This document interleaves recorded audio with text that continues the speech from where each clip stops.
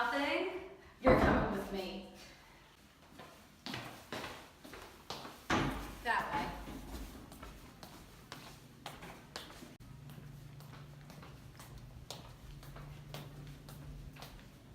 Principal, is there someone here?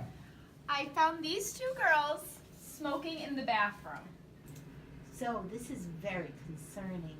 I'm sorry that you two were caught in the act of smoking in the girls' room. We weren't smoking.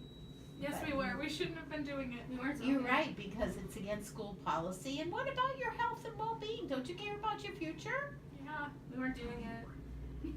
But you claim you were, and We you were. claim that your friend, We your weren't. classmate, also was smoking. No, Yeah. I wasn't. Yeah. I wasn't. No.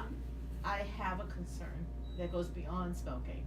And we know that nicotine is the most addictive substance of all of the substances that we can be involved with. But there are other addictive substances or illegal substances as well.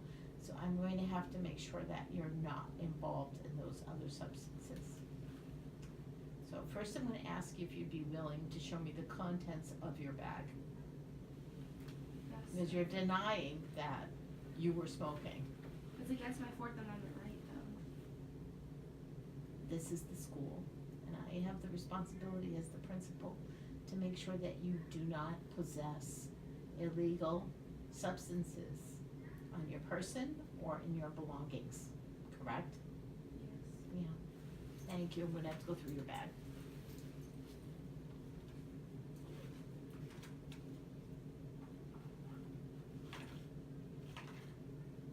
Those are cigarettes.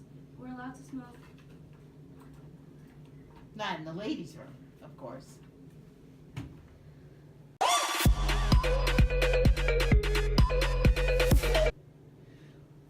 Clearly, this is not a substance you should have on your person while you're in school.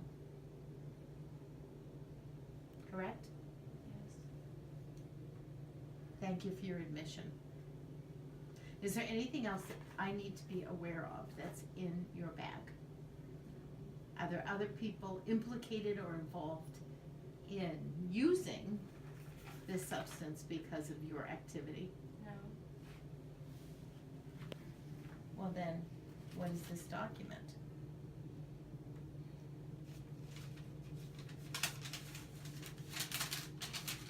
This appears to be a list of names. Are these people receiving the substance from you? Are they making purchases from you? No. Okay, so you stand firm in your denial. Yeah, because you went through my bag. And you're not supposed to. It's against my Fourth Amendment right. But aside from that, you're still causing harm to yourself by using substances. Number one. Number two, you're breaking school rules and school policy by smoking in the ladies' room. And you're carrying an illegal substance in your property while you're on school grounds. I think we're gonna have to discuss consequences next. Now, because of the consequences involved in this action, I'm going to have to notify the authorities, so I'm going to call the police now. That was a dramatic representation of the Supreme Court case TLO versus New Jersey. What you saw was Skylar playing the part of TLO and myself playing the part of the friend. They were smoking cigarettes in the bathroom when Rachel, aka the teacher, found them and brought them to the principal.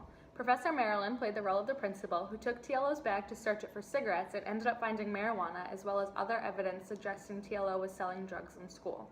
The issue brought to attention by this case is the extent of a student's privacy while they are in school.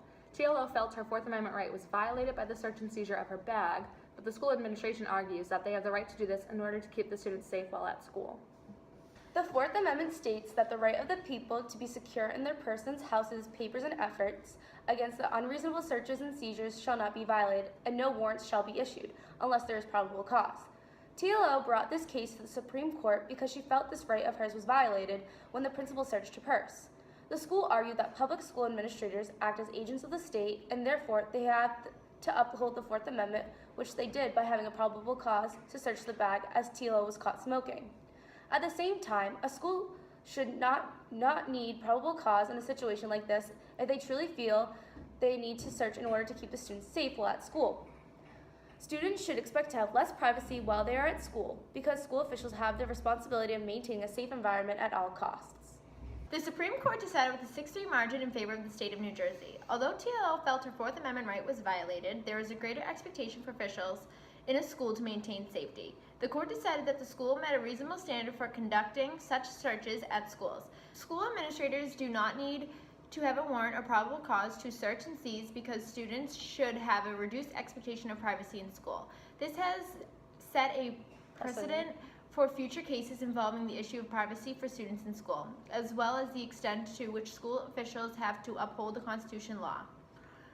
Following this is an interview with a local police officer, Paul Catino, who will discuss his idea on the Fourth Amendment and the role of authorities in situations similar to the case of TLO versus New Jersey. What is your job position and what does it entail? I am a police officer. I've been a police officer for over 20 years, and I work uniform patrol. Okay, so describe what it's like to be a police officer in this day and age. Well, at times it can be very exciting, other times surprising, sometimes very gratifying, but other times disappointing in the people you deal with. The way I look at it is, I love it because every day is a new beginning, and a lot of people are stuck working behind a desk in an office. I have the whole city to work with, and I'm always out there meeting new people. So I find that very exciting. All right. Jumping right into the Fourth Amendment and the law regarding search and seizures, what exactly is that law? Well, you could, let's tackle that in the Fourth Amendment because they kind of go hand in hand. And one way to look at it is you have to remember, looking at the Fourth Amendment, people are secure in a person's houses, papers, and effects. And that's what people have to keep in mind. So, in other words, search and seizure, people are also protected that way.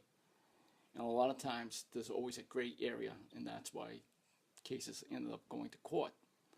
And sometimes cases go all the way up to the state Supreme Court, and sometimes it goes up all the way up to the U.S. Supreme Court. And cases are basically decided at the U.S. Supreme Court, and a lot of times it's left into interpretation. Now, in regards to searching, what is the process of getting or obtaining a search warrant? Basically, getting a search warrant is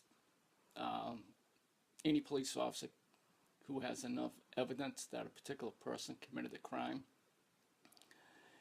There's two ways to get somebody to court. They could file a complaint for that person to appear in court, or you get a warrant for that person.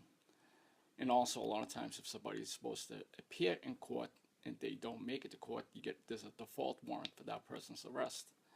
But basically, you write a report, present the evidence that you have to the clerk, to the judge, and they decide if there's enough evidence to get a warrant for that person. So a lot of times whenever someone says that they must search someone or take the belongings, they must have reasonable cause. What exactly does reasonable cause mean to you? Reasonable cause, I want you to take a look at it. It's like climbing a ladder. And any new police officer and lawyers going to law school, they're always introduced what they call the Terry stop, or Terry versus Ohio. And that's when no police officer has a right to stop anybody in the street unless they suspect that person committed a crime. But any police officer can approach somebody and say, hey, how's it going? How you doing? What's going on? But let's go back. Let's say there was a house break in a particular street and somebody broke into a house, and we have a very basic description of the suspect. And it's, let's say, a white male, early 20s, red coat. 2 blocks away, the police come by, they have a white male, a maroon coat, maybe 25 to 30. The police is basically got to think he might be involved in the break, so they got to put a stop on him. Speak to him, talk to him, and not really let him go, but trying to get some more information from him and see how invasive his answers might be. And you're putting questions out there to see how he's going to talk to you. If you catch him lying to you, then that's reasonable suspicious. And your, Terry stop becomes reasonable suspicious, reasonable cause. And for a goal for a police officer is to get PC, which is probable cause.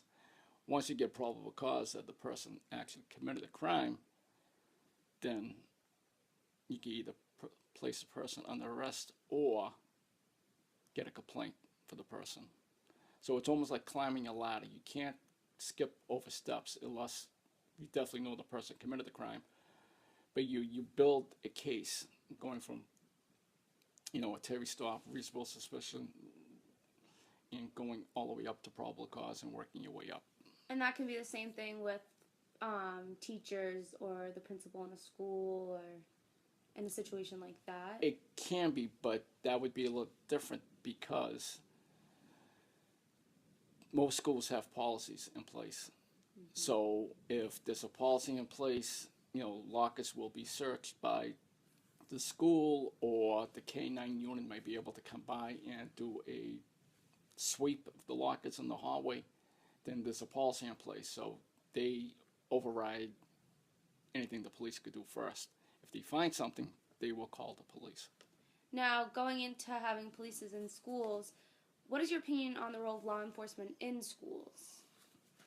I think there's a need for police in the school system, at least one police officer. So at least, the kids can see the police officer, interact, and get a better understanding. So you think it would be like a helpful thing to have a police officer? I think it's a win-win. Okay. Bad boys, what you gonna do?